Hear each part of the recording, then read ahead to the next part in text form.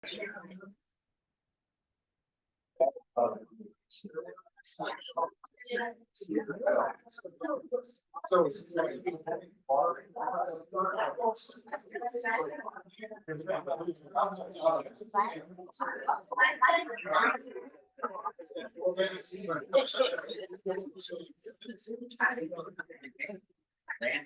afternoon again. We'll get started with our program.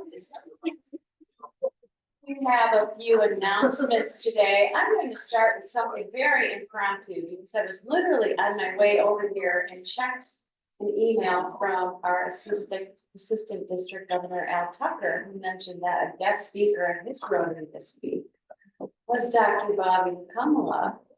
We wanted to know we should give him points, you know, that substitute reading thing, and he's still here, so that's great. But the piece of news is that he's leaving for India to be in a movie. So I feel like we need to know more about that, Bobby. Come on up here. We're gonna put you on the spot.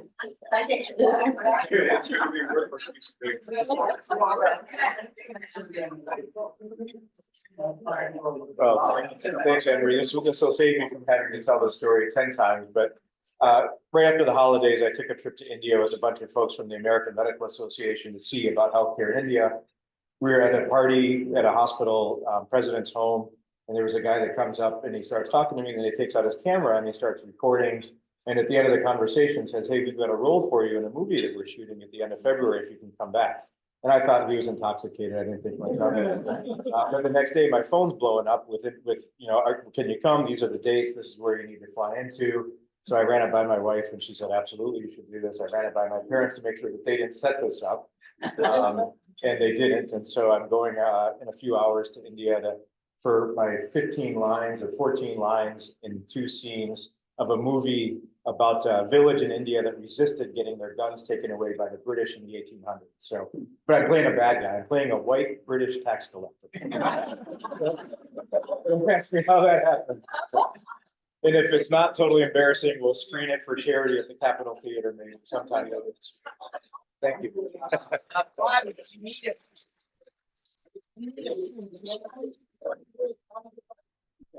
Oh, wow. Well, that was better than I anticipated, so that's very cool. But we didn't want to have another Rotary Club have one over on us, so thanks for the info. So service opportunities coming up. Friday, March 15th is the next model time. That was on your last slide. If you're new to handling the club runners, sign up. Give Joe a call. He can either walk you through it or he can register you himself. And Jerry, would you like to come up and share some information on Catholic Charities while she's coming to the front? We, as you know, many of you have been hearing us talk about this for a few months. We've formed a service partnership with the library. And there are a number of sort of one and done and upcoming opportunities to assist in their community outreach and the things they do with schools around the community. A couple of them are at the library, a couple of them are at the community. One, you know, the very first one there on March 6th is at the farmers market.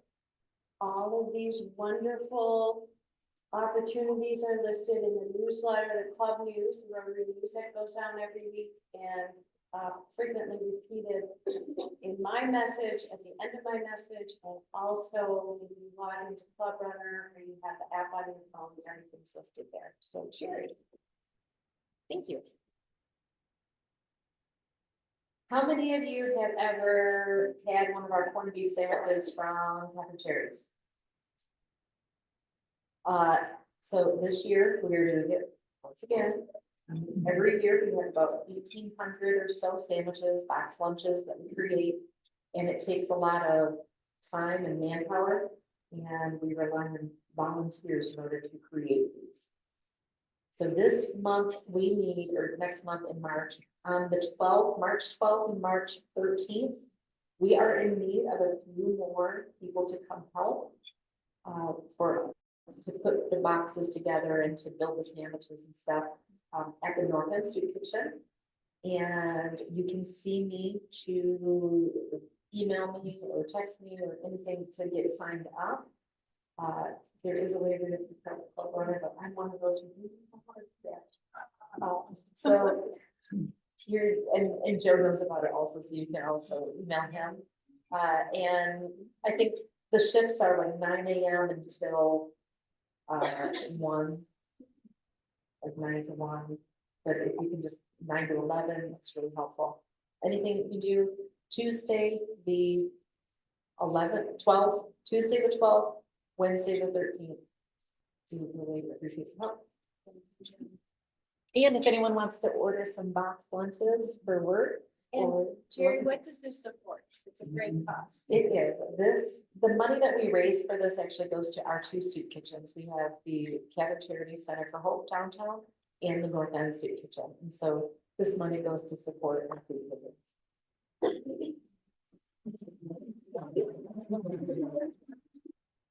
Do we have any members who would like to share health and welfare reports? No. Yeah, those of you familiar with Michael J. Ball, he's doing well, he's recovering. He's now become a hipster. And linked into that. That joke didn't work last week. Yeah. I told him I was going to cure it again, he said, Rob, it's not gonna work. Thank you, Rob. Thank you. We have a lot of folks joining us today as guests, so I'd like to welcome a guest of our speaker, Dr. Brown. Mr. Brady is here. Great to see you. Stand up.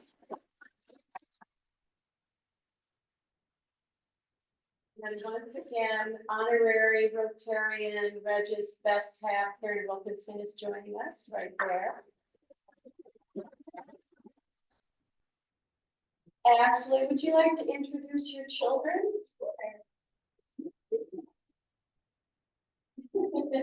They did not have school today or Monday either, so I'm doing this.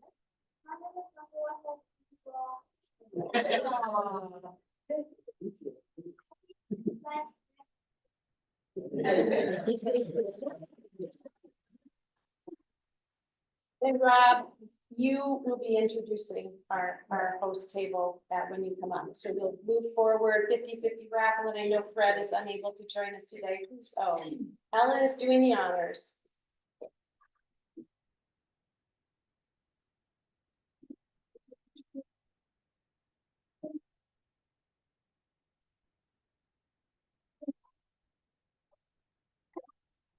Yeah. Into the Rotarians hard at work. All right, one of you can grab the ticket and one of you can take the winnings to the winner. And who wants to do what?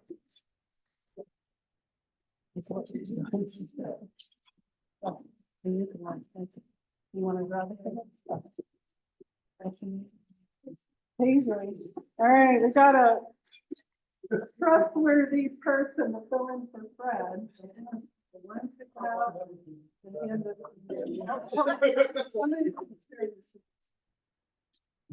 Throw those ones away. Yeah, right. Throw those away. Try to pull them out of here.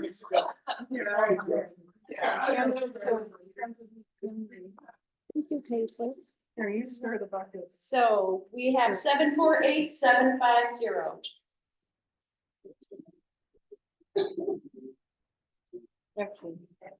Oh, it's Helen. All right, that's third place. Here, you take that. Yeah. To Miss Helen. She's in the red jacket at the back table. All right, Michael, go look. We'll check it out. Go look. One ticket, and it to President. And Marie, please. 748737. Let's go back at the back. All right. Last ticket. Last place. For the big one at 748740.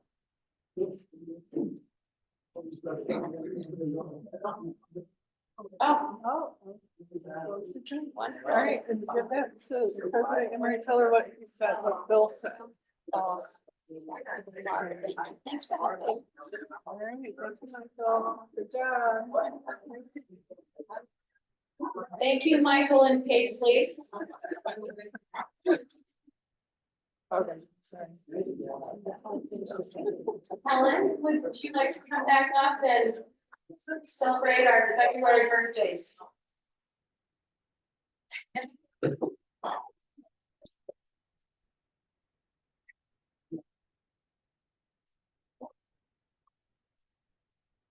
You know, I don't know what happened in October or November, but our parents were not very busy at those times. Because February's always been the smallest.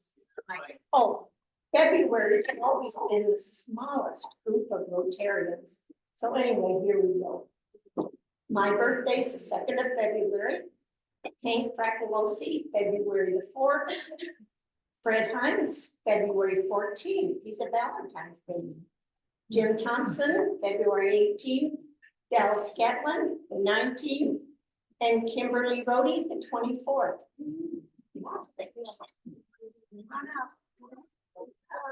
I will say. I left my dollar.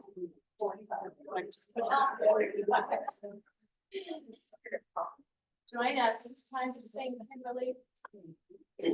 Kimberly, come on, Kimberly. Sorry. You can have it. Oh, what? We're all gonna sing next Oh, birthday. Sing Thank you. our Rotarians present and Rotary International.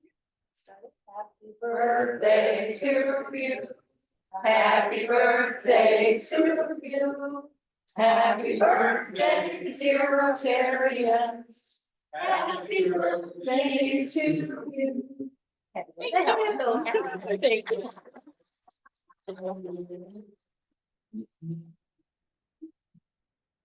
Now it's time for Rob to come up and do an introduction of today's guest speaker.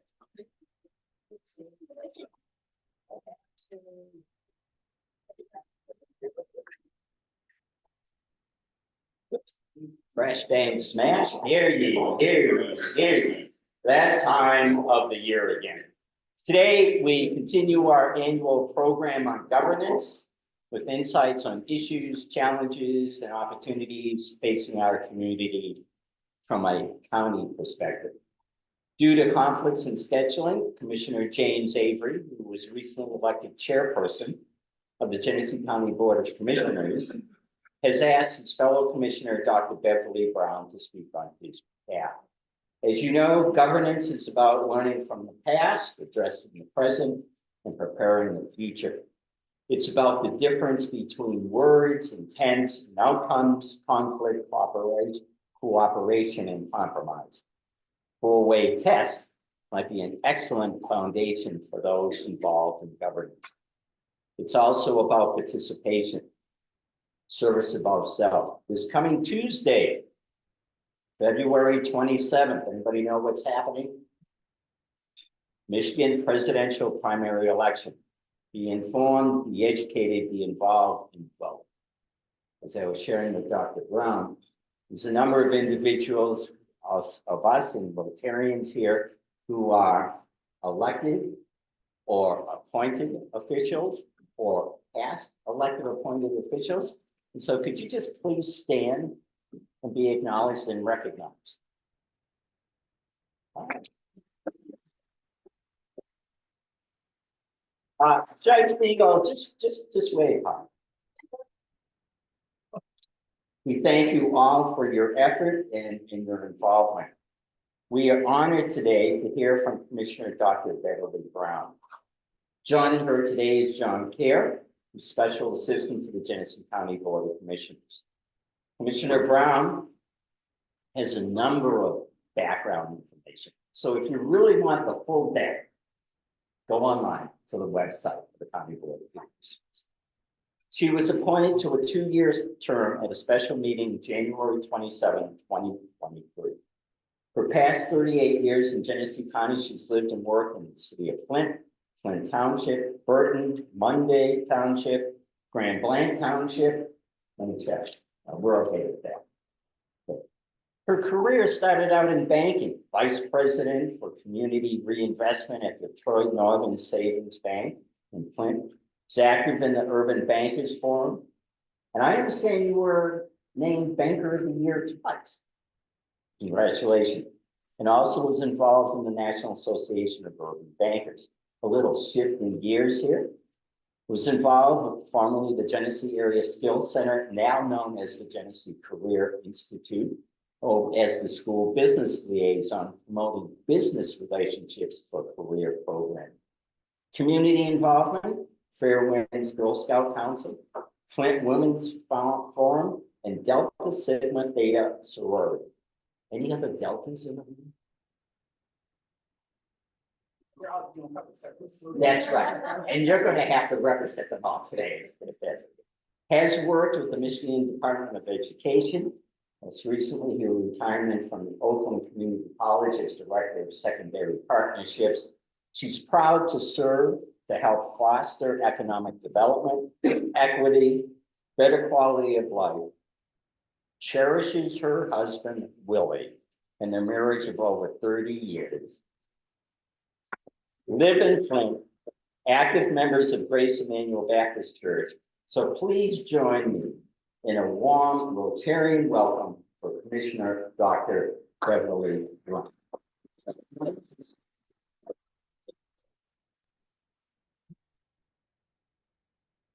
Well, good afternoon, everyone.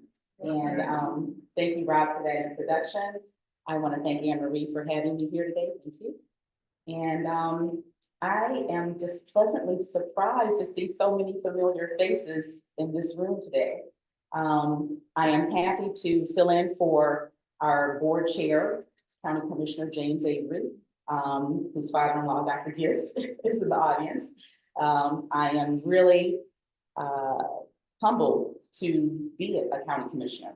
And as you've heard, I was appointed last year, and this is my very first entree into politics. I've never held any other elected position before.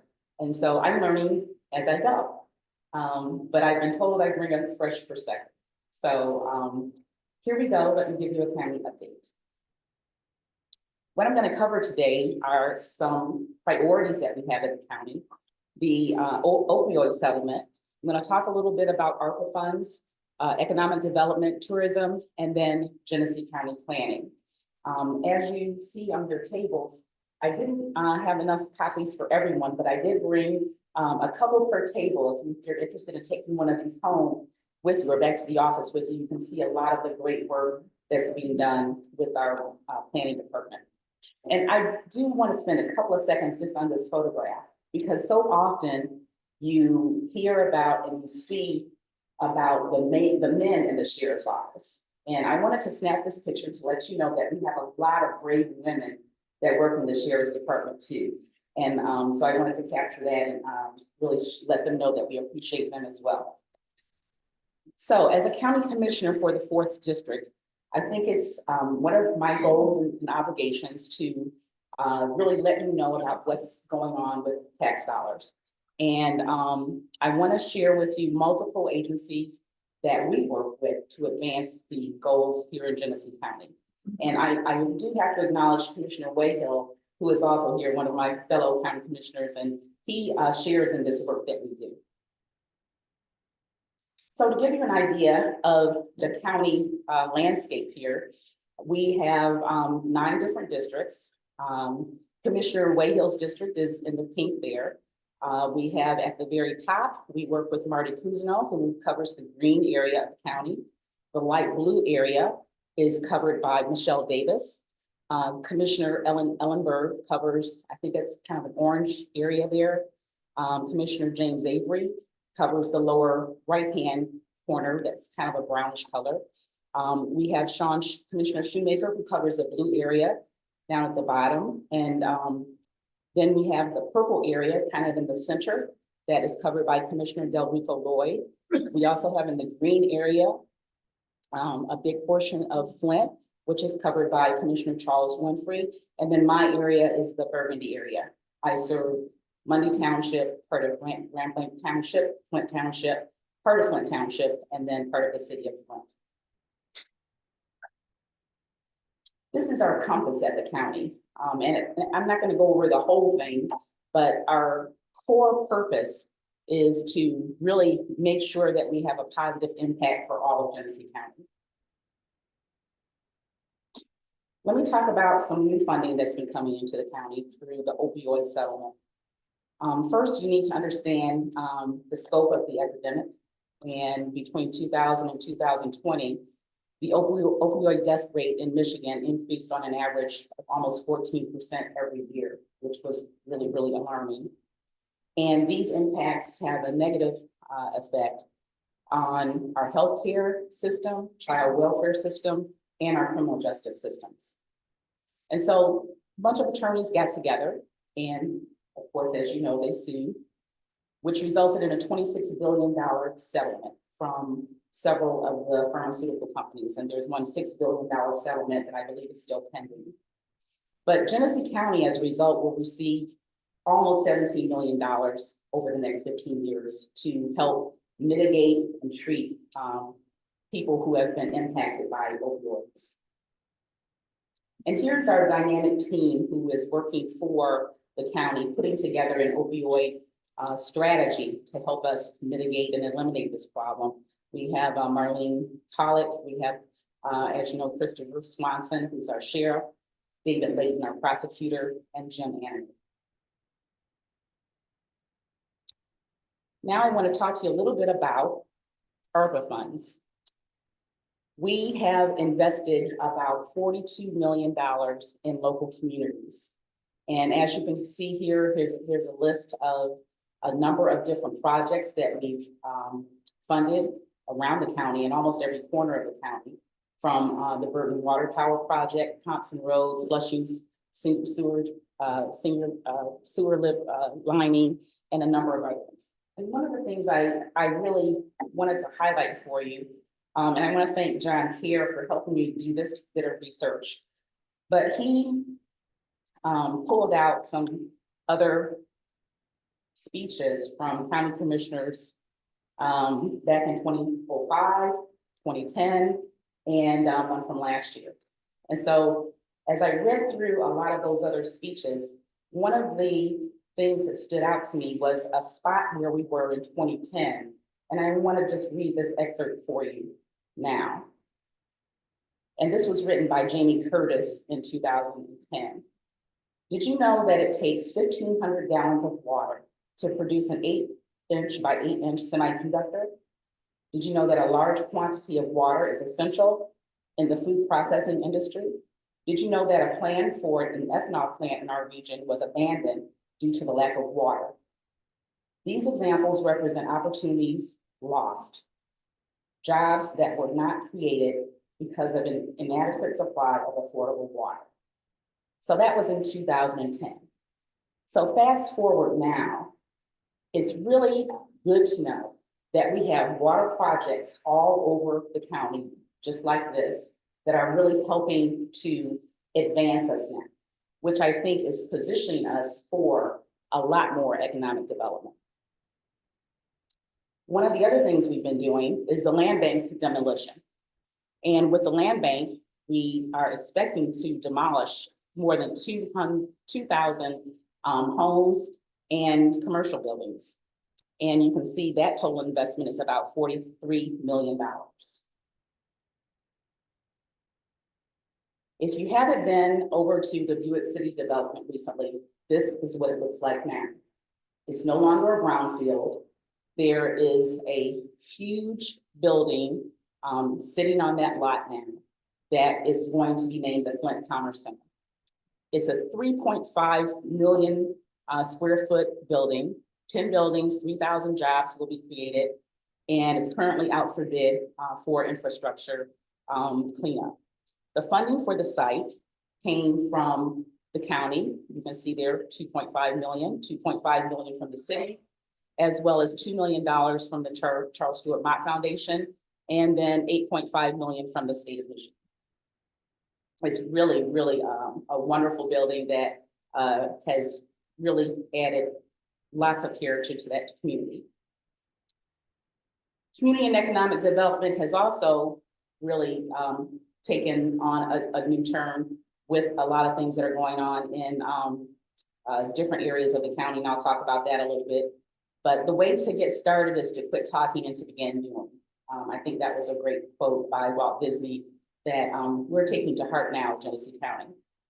One of the things that we're doing just this past fall, I reached out to three of my three township supervisors, Scott Bennett, Tanya Ketzler, and Karen Miller, and talked to them about how we might get some new money injected into the county in order to do a little bit more for economic development.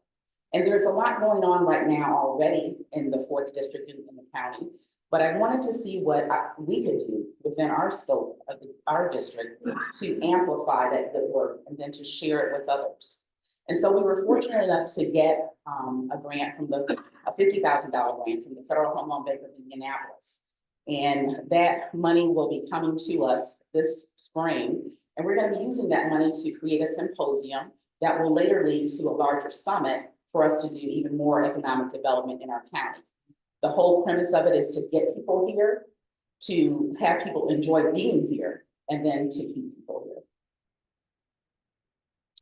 Now, we are bringing in 4 experts, 4 economic development experts from around the country. One is coming from California, one is coming from Pennsylvania, and they happen to be homegrown folks who grew up right here in Flint, and they've gone on to do wonderful economic development things around the country. We have a couple of more individuals who are subject matter experts coming from Atlanta, Georgia area, and also from South Carolina. And together, these 4 mentors will be looking at reports like this, the Growing Michigan Together report. They're going to be looking at our Forward Together report put together by the Flint Genesee group. And they will be looking at our local, our regional SEDS report. And what they're going to be doing is helping us to connect the dots. We already have a lot of people who have put forth a lot of wonderful work to develop these great plans, but we really need some help to amplify all of those wonderful ideas and connect the dots. And so that's going to be the purpose of this symposium that's coming up in April. Another great project I want to tell you about, and this goes back to the water quote that I shared with you earlier, the KWA pipeline. This is a pipeline that, I have to read this because it's so tiny. It's an installation of a pipeline that creates opportunity for economic development in water-intensive industries such as food, I talked about that earlier, manufacturing, farming, and chemical manufacturing. And so over time, there will be millions of dollars saved in water costs for residents. And this is a remedy. This is a game changer for our region. And it's really going to help us really solve that water image that we have lived with over the last several years and help us move us forward from an economic development perspective. Next, I want to talk to you a little bit about some of the festivals that are coming up in our area. And this again sparks economic development.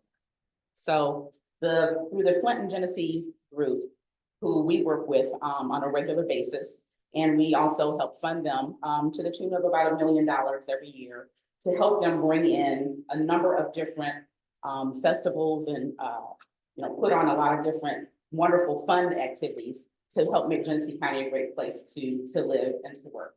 And so one of the things that they brought in this year already, the Kennedy Center American College Theater Arts Festival, the American Legion, the Lions Club of Michigan, the Mission of Mercy Michigan Dental Association, Fire Sticks College Exposure Tournament is coming in June, and then we have the VFW and the InterVarsity Christian Fellowship coming in the fall.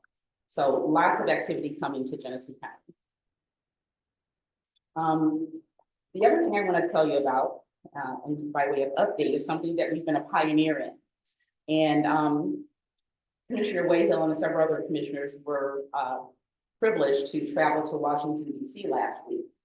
And in addition to hearing President Biden speak about some of the accomplishments in his administration, we had a chance to go to several breakout sessions One of them had to do with economic development. And there were probably about 300 people in the room in this particular breakout session.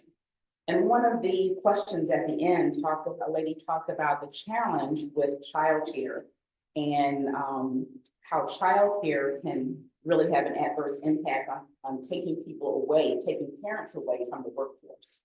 And so the lady on the panel really talked about how Michigan was a leader in this space by implementing something called the Michigan Tri-Share Program.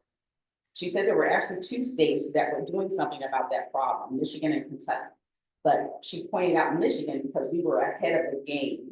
And so it just made me feel really proud that we have a solution here. And if you're not familiar with the Tri-Share Program, it's where the family pays a third for the child care, the employer pays a third for the child care, and then the state kicks in a third for the child care, which really takes a lot of the burden off of that expense for parents. And so a couple of weeks ago, the Genesee County Board of Commissioners actually adopted the program for our employees. And we've already had several families who are employed with Genesee County to take advantage of this program. So it's something we're very, very proud of. Now, this gets to report that we put on your tables, the Genesee County Planning Commission. And I have to give kudos to Derek Bradshaw, who works for the Genesee County Planning Commission. He actually leads it. He and his team have done a phenomenal job with just a team of only 16 people in his office. And together, they have helped invest over $211 million in Genesee County just over this last year. And you can see the details of some of those projects inside the booklet that's on the table. But just to name a few of them, the transportation network, the local communities have been applying for money. We have looked at local community CDBG grant money and just leveraging a lot of the funding and projects that are already going on in our community. So there was an open house held on November the 8th of last year that included 14 contractors. And they also hosted, they did 45 households that they assisted through the home improvement program. And then finally, 55 assisted in accessing the Helping Neighbors program through the Consumers Energy program. So thank you, Consumers Energy, for partnering with us on that. And so that kind of covers a little bit. I wasn't able to talk about everything, but one of the most recent projects that we worked on, we had some ARPA money that we wanted to use in a really wise way. And we thought about the vulnerable people in our community, and we thought about our senior citizens. And so we had an opportunity to give each of our 16 senior citizen centers $100,000 each. And I tell you, it was like Christmas, going around to each of those senior citizen centers and letting them know that this is money that you can use for, replacing ceiling tiles, or getting new flooring. Some of them I have decided to build a new garage or get a new van to help transport seniors around to different activities. And so that's another really shining star that we have to point to for a lot of the work that we've been doing in terms of making sure that tax dollars are being spent wisely and making an impact for citizens in Genesee County. So I will wrap it up there and ask you what questions you have.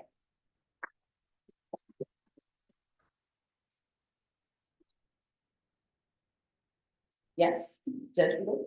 You know I have to ask you this question. Legal dispute in the court of appeals with the 67 District Court judges of the court. So, any updates? Well, it is in the court system, and so we're not allowed to really talk about the pending court case. But I do believe that it is going toward mediation at this point. So, yes. So, kind of out there, commissioner, look at the same thing. I get anything to do with the commissioners and the judges in the room. Don't come out until you find some time. Well, I think that's what's about to happen, so. And one of your attorneys meetings. But I want to thank you too, Judge Beagle, for, I know you and I worked on a committee together to help really update the law library at the county. And so that's another great thing that will help citizens in Genesee County. We're getting rid of all of the law books that have dust on them right now, and we're transitioning those books to a digital kiosk that people will be able to come in and utilize if they choose not to hire an attorney. So another way that we're doing things more efficiently and effectively. Yes, Joel. What's the status of the move from the Beach Street station to the downtown Flint building for the county control? And why do you feel that's a good thing? Thank you for asking that question. It's a consolidation. It's a matter of effectiveness and efficiency and saving dollars. So we're bringing a lot of different operations, rolling them into one big building that we're in the process of renovating now. And it's the old Citizens Bank building downtown, right across from the U of M Flint Pavilion. And we're super excited about the move because it will save us money from having to, really upgrade and do repairs on buildings that are really outdated. And so it will be more efficient for citizens to come in and do their business in one building versus figuring out where to go in different places. And it's going to save the county money too. And so we expect to move into that building sometime in 2025. So, Kyle? Yeah, thank you, Commissioner. Rob Gould always reminds us that this topic series is not politics, it's governance. He always says, and as I see the photo of you and Supervisor Miller, Supervisor Bennett, whose personal politics can be different, right, from one another, but you're working together to solve problems. Your perspective on coming into this role from education and from not being a politician, right? Right. Stepping into this role and really your perspective on how you've been able to bridge those natural divides. That's a really good question too, and I'm happy to share my lens. So as an academic, one of the questions that I get asked quite a bit is, what kind of a doctor are you? And so I let people know I cannot write you a prescription for Ozempic, okay? Don't even ask me about it. But I'm a doctor of educational leadership. I wrote my doctoral dissertation on lean management. Lean is the lens that I use for every piece of work that I do. I learned about lean management from my husband, who worked for General Motors for several years, and he traveled really around the world doing lean management workshops for suppliers. And if the suppliers were not able to eliminate waste in their systems, they couldn't do business with General Motors. So he literally saved General Motors millions of dollars with this lean management system, and he would come home and tell me about it. And I thought, we need to do that lean management system in education. So that's what I wrote my doctoral dissertation on. And it's a continuous improvement system, right? That takes into consideration customer value, respect for people, and the elimination of 8 forms of waste in systems. So that's the level of expertise that I bring to the county. I don't look at partisan politics. I only look at what you can bring to the table in terms of effectiveness and efficiency. So I hope that answers your question. I want to work with everyone. Yes, Dr. Giss. I don't have a question. I know Emily, mercy. I get my association. Yes, they're coming to Flint. Right from Michigan. It is a 2-day affair for patients in need. That's one of the biggest reasons. That the Flint area is the offerings for free services, specialists, neural practitioners, and practice over a 2-day period. That's first come, first served, and whatever services are needed are usually taken care of. So I just wanted to get that word out to think about, what's going on. Like, Wow, thank you for sharing that, Dr. Giss. Yes. Yes. To expand on practice, I can bring some clients to that. But we've been instrumental in helping some of these.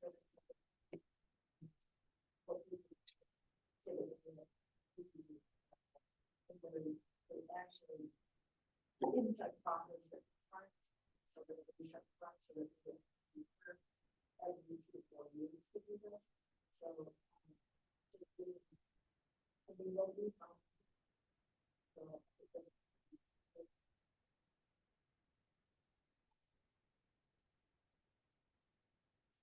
Well, if there aren't any other questions, I want to thank each of you for putting service before self. And thank you again for the opportunity to share.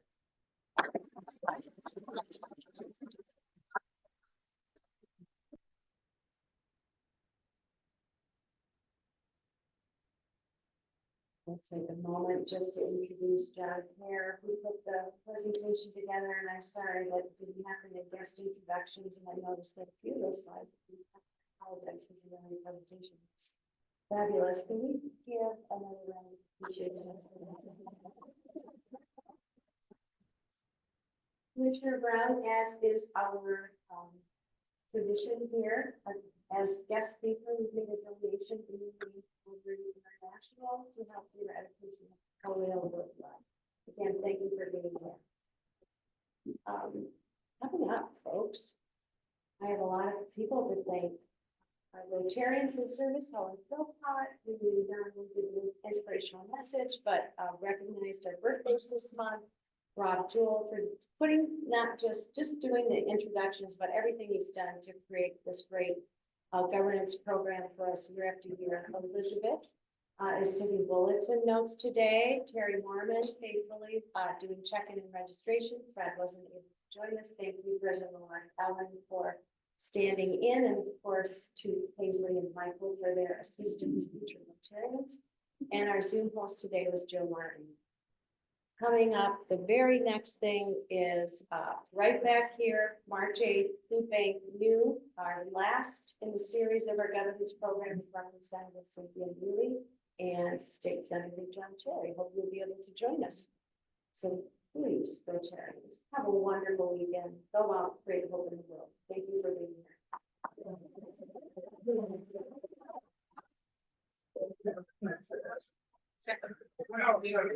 Yeah,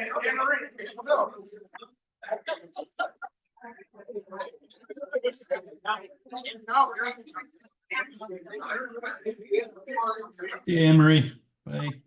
Yeah.